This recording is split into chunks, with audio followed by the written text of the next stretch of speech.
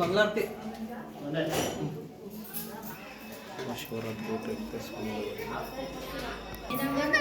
ನಾವು ಇವತ್ತು ಪವಿತ್ರ ಯಾತ್ರಾ ಸ್ಥಳವಾದ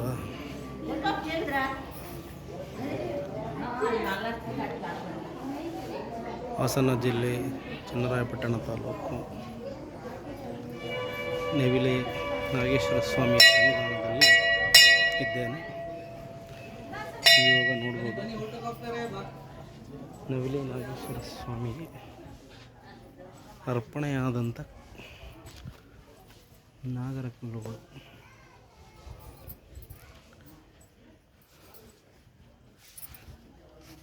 ಭವ್ಯ ದೇಗುಲ.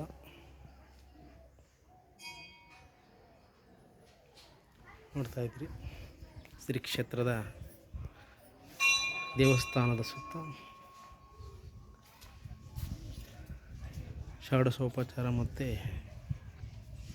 ನಗರ ಕಲ್ಲುಗಳನ್ನು ಕಡಿಸಿ ಇಂದು ಇಟ್ಟಿರ್ತಕ್ಕಂಥದ್ದು ನೀವೀಗ ನೋಡ್ತಾ ಇದ್ದೀರಿ.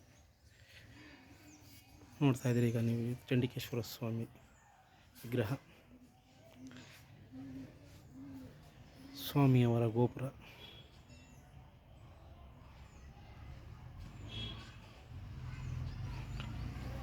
ಇಲ್ಲಿ ವಿಶೇಷ ಏನಂತಂದರೆ ಆಶ್ಲೇಷ ಬಲಿ ಪೂಜೆಯನ್ನು ಮಾಡಲಾಗುತ್ತೆ. ಇದು ಪುರಾತನವಾದ ದೇವಾಲಯವಾಗಿರೋದ್ರಿಂದ ಇಲ್ಲಿ ಸುಬ್ರಹ್ಮಣ್ಯದಷ್ಟೇ ನಾವೆಲ್ಲ ಕೇಳಿದ್ದೀವಿ, ನೋಡಿದ್ದೀವಿ. ಸುಬ್ರಹ್ಮಣ್ಯ ದೇವಸ್ಥಾನದಷ್ಟೇ ಪ್ರಸಿದ್ಧಿಯನ್ನು ಪಡೆದಿರ್ತಕ್ಕಂಥ ಮತ್ತೊಂದು ಕ್ಷೇತ್ರ ಯಾವುದಾದ್ರೂ ಇದ್ದರೂ ಅದು ನೆವಿಲೆ ನಾಗೇಶ್ವರ ಸ್ವಾಮಿ ಸನ್ನಿಧಿ. ದೇವಾಲಯದ ಹೊರಾಂಗಣ ನೋಟ.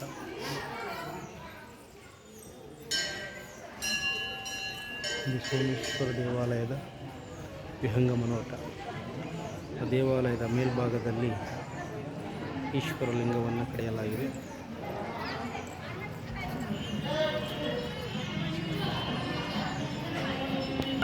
ಪಾರ್ವತಮ್ಮನವರ ದೇವಾಲಯ,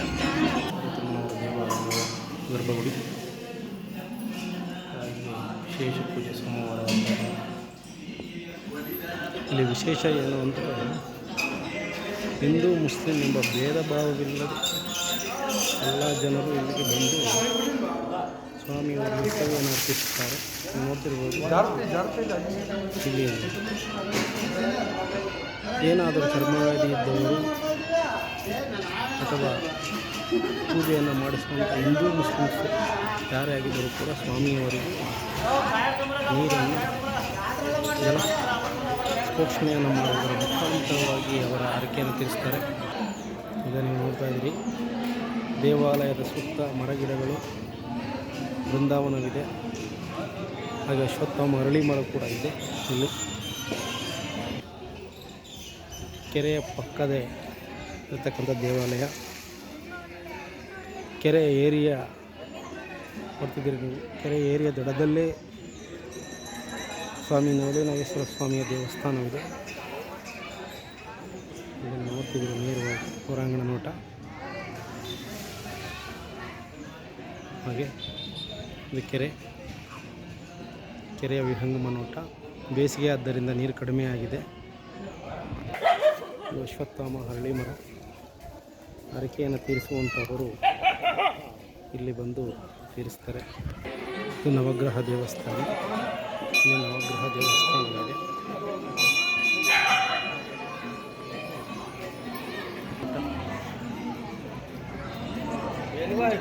ಪಕ್ಕದಲ್ಲಿ ಪಾರ್ವತಮ್ಮನ ದೇವಾಲಯ, ಜೊತೆಯಲ್ಲಿ ಶ್ರೀ ನಾಗೇಶ್ವರ ಸ್ವಾಮಿ ದೇವಾಲಯಕ್ಕೆ ಪಂಚಲಿಂಗೇಶ್ವರ ಎಂಬ ಹೆಸರು ಕೂಡ ಇದೆ. ಈ ದೇವಾಲಯಕ್ಕೆ ಸಾಕಷ್ಟು ಭಕ್ತಾದಿಗಳು ಸೋಮವಾರ ಬರೋದರಿಂದ ಸೋಮವಾರ ತುಂಬ ರಶ್ ಇರುತ್ತೆ. ಇದು ಕಲ್ಯಾಣಿ. ಇದು ಕಲ್ಯಾಣಿಯಲ್ಲಿ ಮತ್ಸ್ಯಗಳಿವೆ, ದಪ್ಪ ಮತ್ಸ್ಯಗಳಿವೆ.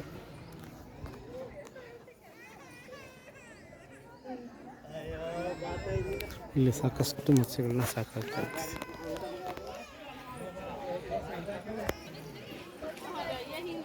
ಮುಂಬಾಗಿಲು, ದೇವಸ್ಥಾನದ ಮುಂಬಾಗಿಲು.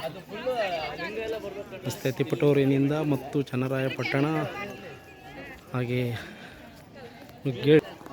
ಇಲ್ಲಿ ದಾಸೋಹ ಕೂಡ ಇರುತ್ತೆ, ಪ್ರತಿನಿತ್ಯ ದಾಸೋಹ ಇರುತ್ತೆ. ದಾಸೋಹ ಮಂದಿರ ಇದು. ಬಂದಂಥ ಭಕ್ತಾದಿಗಳಿಗೆ ಅನ್ನ ದಾಸೋಹ.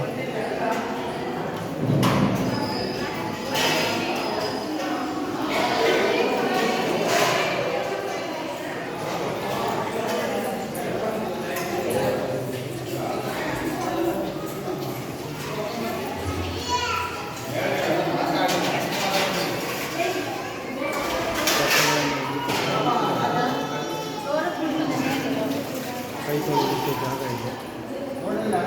ದಾಸೋಹ ಮಂದಿರ ಬಹಳ ಸುಂದರವಾಗಿ ನೀಟಾಗಿದೆ. ಇದು ನವಿಲೆಯ ಕಿರುಪರಿಚಯ. ಸ್ವಾಮಿ ಸನ್ನಿಧಿಯವರಿಗೆ ಬಂದಿದ್ದು ಭಕ್ತಾದಿಗಳು ಅತಿ ಹೆಚ್ಚಿನ ಸಂಖ್ಯೆಯಲ್ಲಿ ಬಂದು ಸ್ವಾಮಿಯ ಕೃಪೆಗೆ ಪಾತ್ರರಾಗಿದೆ.